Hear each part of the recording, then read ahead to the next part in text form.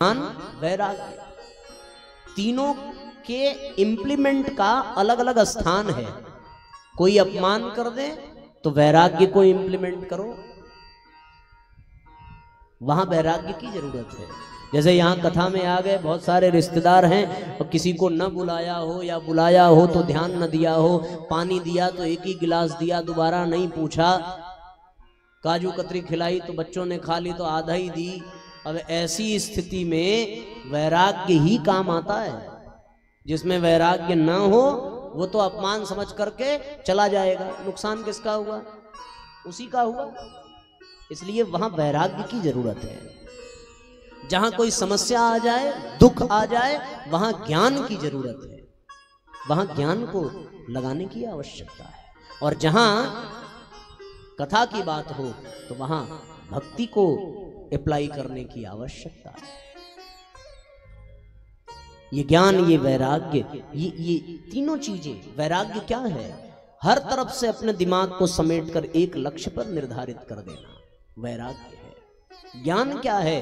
जो यहां से कहा जा रहा है, जो सुनाया जा रहा है, उसको गंभीरता पूर्वक स्वीकार करके अपने आचरण में उतारने का प्रयास करना, ये ज्ञान है। केवल रट लेना ज्ञान नहीं है, सुन लेना ज्ञान नहीं है, पढ़ लेना ज्ञान नहीं है। होती पढ़ जगमुआ पंडित भयानक होए।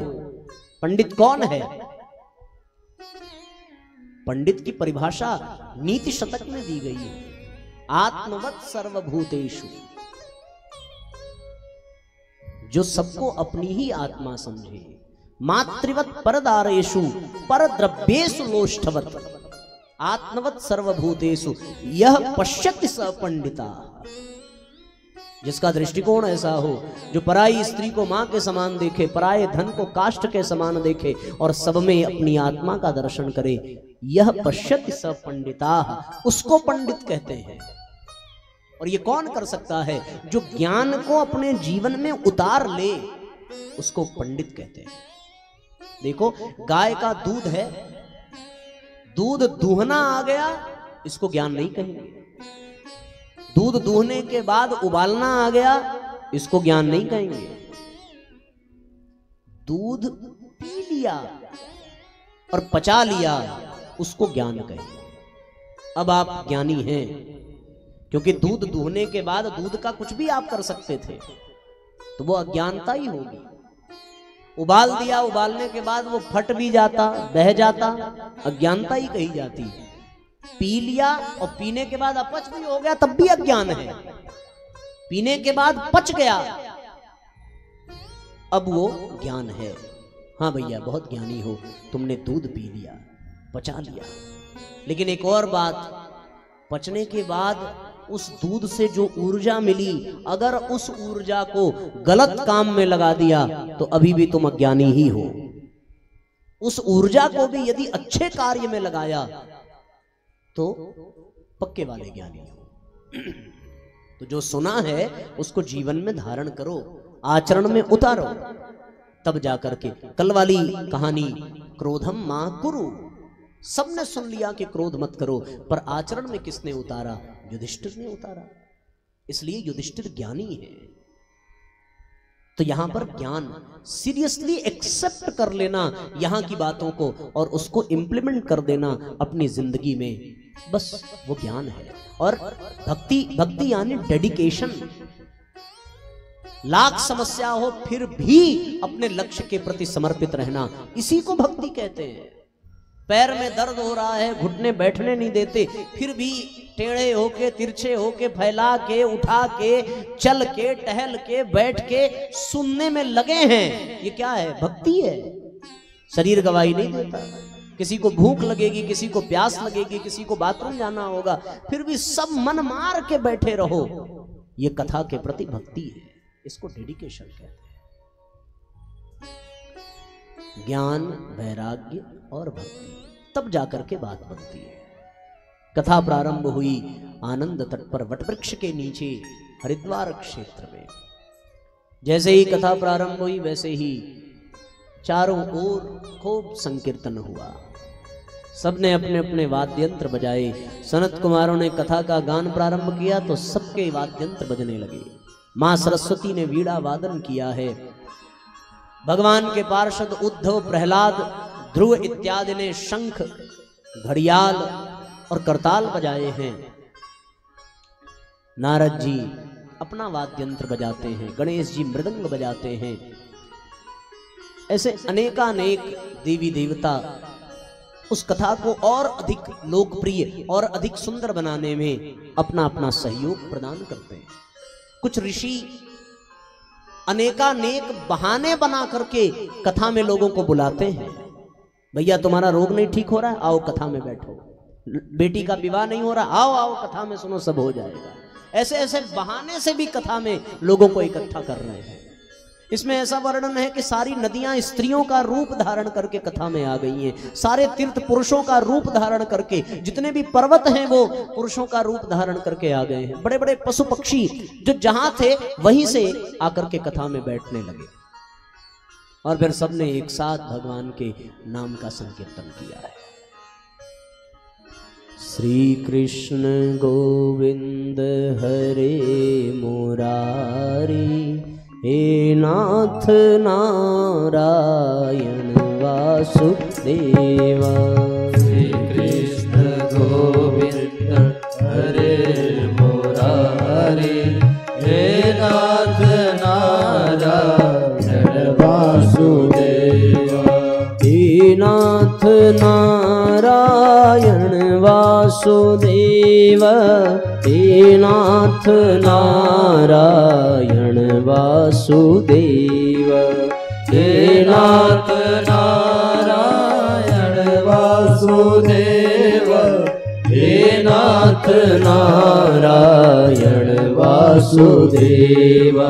श्री कृष्ण गोविंद हरे मुरारी, हे नाथ नारायण वासुदेव।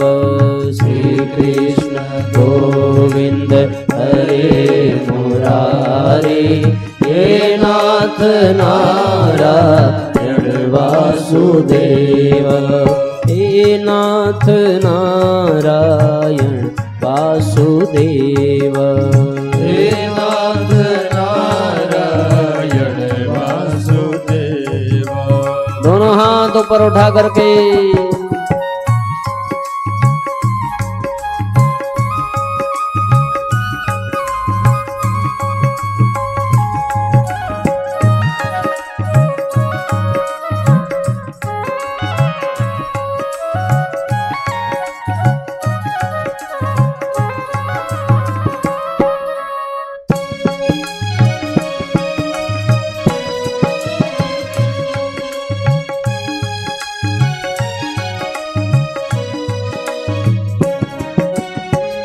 नाथ नारायण वासुदेव, हे नाथ नारायण वासुदेव। हे नाथ नारायण वासुदेव, हे नाथ नारायण वासुदेव।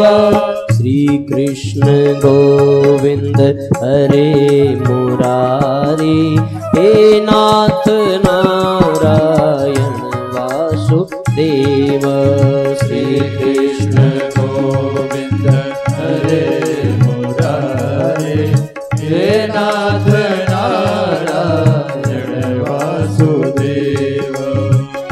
आइए भागवत के श्लोकों का गान करेंगे इसी लय और ताल में। बहुत भावपूर्वक सब एक साथ तालियां बजा करके दोहराएंगे। एवं नगाः श्रवणो रुधर में प्रकाश्यमाने ऋषिभिः सभायां, प्रकाश्यमाने ऋषिभिः सभायाम्। आश्चर्यमेकं सम्भूतदानी, आश्चर्यमेकं सम्भूतदानी। तदोच्यते सन् शृणुशोनकत्वं, तदोच्यते सन् शृणुशोनकत्वं। श्री कृष्ण गोविंद हरे मुरारी हे नाथ नारायण वासुदेवा। श्री कृष्ण गोविंद हरे मुरारी हे नाथ नारायण वासुदेवा। श्री कृष्ण गोविंद हरे मुरारी हे नाथ नारायण वासुदेवा। कृष्ण गोविंद हरे मुरारी हे नाथ नारायण वासुदेवा। श्री कृष्ण गोविंद हरे मुरारी हे नाथ नारायण वासुदेवा। श्री कृष्ण गोविंद हरे मुरारी हे नाथ नारायण वासुदेवा। हे नाथ नारायण। दोनों हाथ ऊपर उठा करके एक साथ तालियां बजाइए। वासुदेवा। श्री कृष्ण गोविंद हरे मुरारी हे नाथ नारायण वासुदेवा। श्री कृष्ण गोविंद हरे मुरारी हे नाथ नारायण वासुदेवा।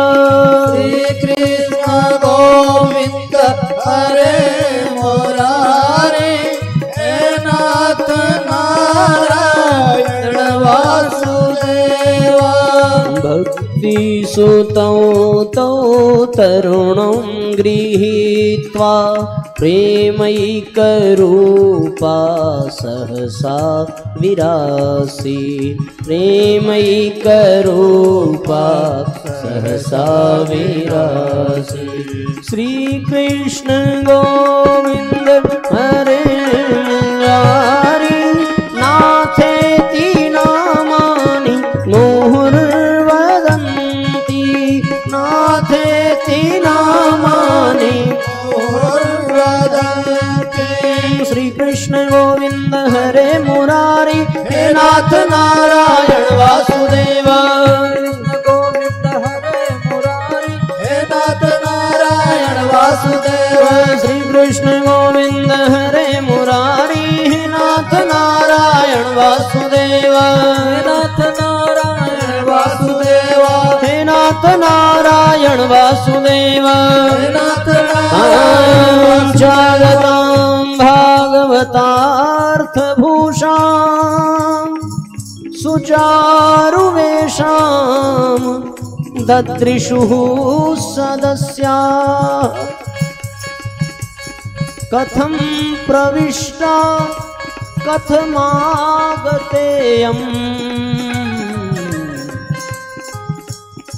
मध्ये मुनीनां नितितर्कयन्तः।